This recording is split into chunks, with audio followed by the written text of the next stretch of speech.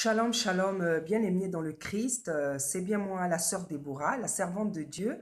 Donc, aujourd'hui, je viens vous exhorter sur un passage que le Seigneur m'a donné il y a quelques moments. Voilà.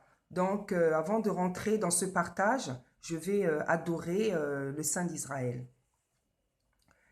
Yesu, Yesu, Papa nanga, na ye paina yo. Yesu, Yesu, Papa nalula, mubikisi nanga, Nzambe.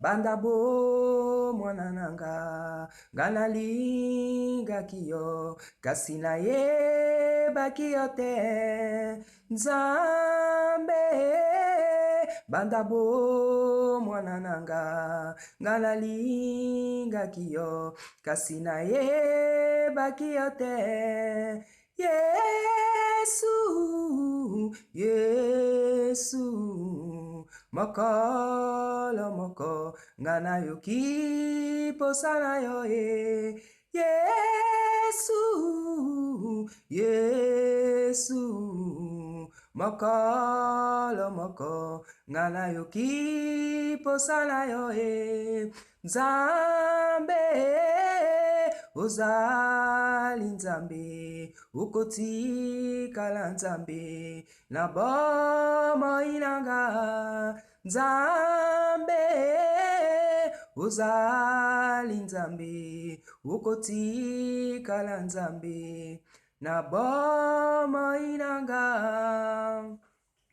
Éternel des armées, Seigneur, Papa, je viens te louer, je viens t'adorer, je viens te rendre grâce. Je viens te dire merci, Saint-Esprit de Dieu, pour tout ce que tu fais dans nos vies, Seigneur, Papa.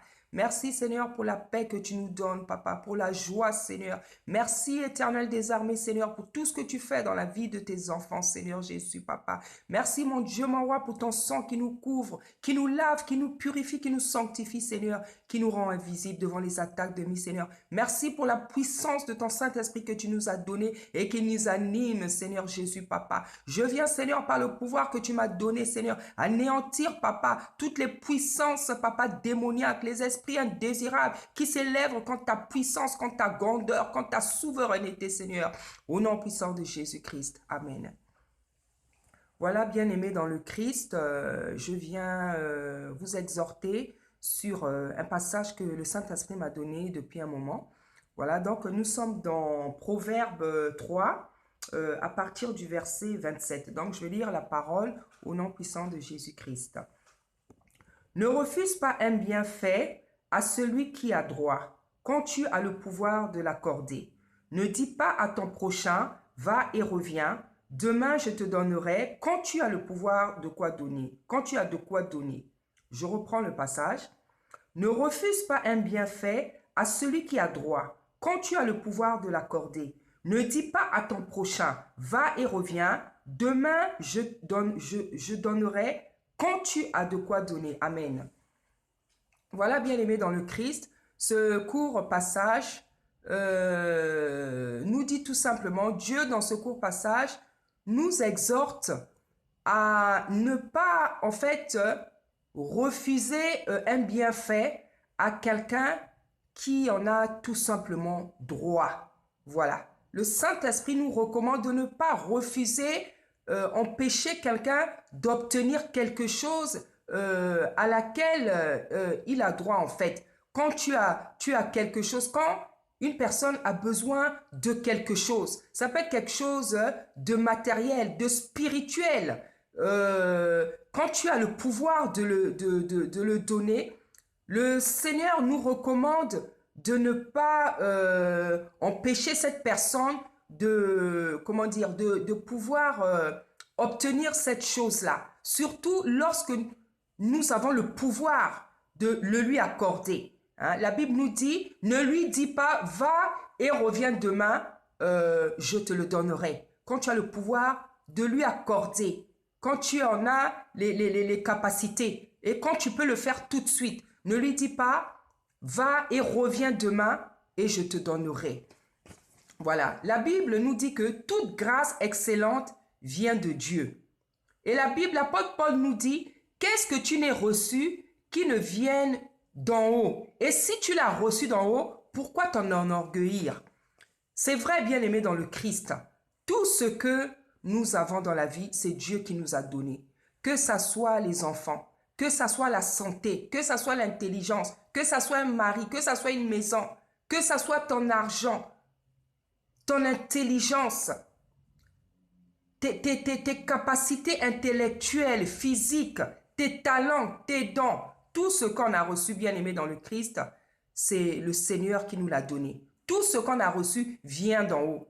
La Bible dit que toute grâce excellente vient d'en haut. Parce que tout ce que Dieu donne, c'est une grâce. Et c'est excellent. C'est excellent parce que c'est divin, ça vient d'en haut. Donc c'est parfait.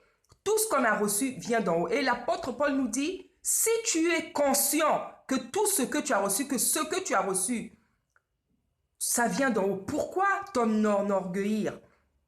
Et si toi qui as reçu quelque chose qui vient d'en haut, c'est-à-dire qui vient de Dieu, Dieu qui te l'a donné gratuitement, parce que dans le livre des Romains, l'apôtre Paul nous dit que nous ne méritons rien.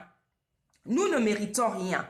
Que tout ce que nous obtenons, c'est par la grâce de Dieu. C'est à cause de sa miséricorde, c'est à cause de sa compassion. Voilà comment nous obtenons les choses dans la vie.